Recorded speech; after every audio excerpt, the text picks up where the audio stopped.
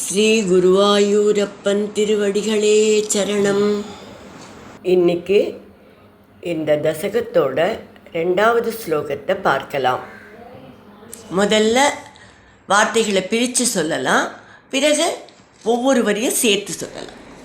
கஷ்டம் பிரஜா சிருஜதி மைய வனிர்நிமக்னா.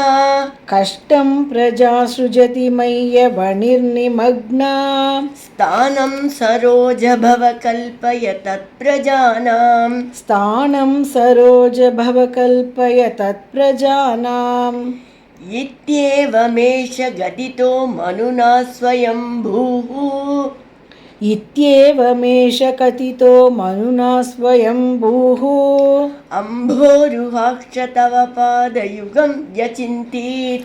அம்போருஹாட்ச தவ பாதயுகம் வ்யசிந்தீத். கஷ்டம் பிரஜா சிருஜதி மைய வனிர்நிமக்னா. ஸ்தானம் சரோஜ பவ கல்பய தத் பிரஜானாம். கஷ்டம் பிரஜா சுஜதி மைய வனிர்நிமக்னா. ஸ்தானம் சரோஜ பவ கல்பய தத் பிரஜானாம். இத்யேவமேஷ கதிதோ மனுனா ஸ்வயம்பூः. அம்போருஹாக்ஷ தவ பாதயுகம் யசிந்தீத். இத்யேவமேஷ கதிதோ மனுனா ஸ்வயம்பூः. அம்போருஹாட்ச தவ பாதயுகம் வ்யசிந்தீத். இப்போ நாம் இந்த ஸ்லோகத்தோட வார்த்தைகளை பிரித்து அர்த்தங்களை பார்க்கலாம். சரோஜ பவக, தாமரையில் உதித்தவரே. மயி பிரஜா சிருஜதி, நான் மக்களை படைத்து கொண்டிருக்கும் போதே. அவனிகி, பூமியானது. நிமக்னாகா, நீரில் மூழ்கிவிட்டது. தத்து, அதனால். பிரஜானாம், மக்களுக்கு. ஸ்தானம் கல்பய, வாழ்வதற்கு இடத்தை தந்தருளுங்கள். இது ஏவம், இவ்வாறு. மனுனா கதிதக, மனு பிரம்மாவிடம் கூறினார். அதை கேட்டு ஏஷ ஸ்வயம்பூஹு, தாமே உதித்தவரான அந்த பிரம்மா.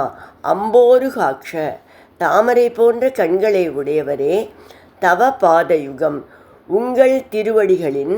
வ்யசிந்தீத்து, தியானத்தில் ஆழ்ந்தார். இப்போ இந்த ஸ்லோகத்தை முழுவதுமாக பாராயணம் பண்ணி இதோட முழு அர்த்தத்தையும் பார்க்கலாம். கஷ்டம் பிரஜா சிருஜதி மைய வனிர்நிமக்னா. ஸ்தானம் சரோஜ பவ கல்பய தத் பிரஜானாம். இத்யேவமேஷ கதிதோ மனுனா ஸ்வயம்பூः. அம்போருஹாக்ஷ தவ பாதயுகம் யசிந்தீத். சத்தியலோகம் சென்ற மனு பிரம்மாவிடத்தில் தன்னுடைய கஷ்டமான நிலையை கூறுகிறார்.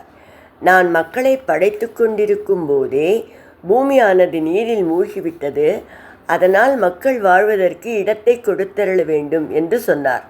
அதை கேட்டதும் பிரம்மா பகவானுடைய திருவடிகளை சரணடைந்தார். தாமரை போன்ற கண்களை உடைய ஸ்ரீமன் நாராயணரை சிந்தித்து தியானத்தில் ஆழ்ந்தார்.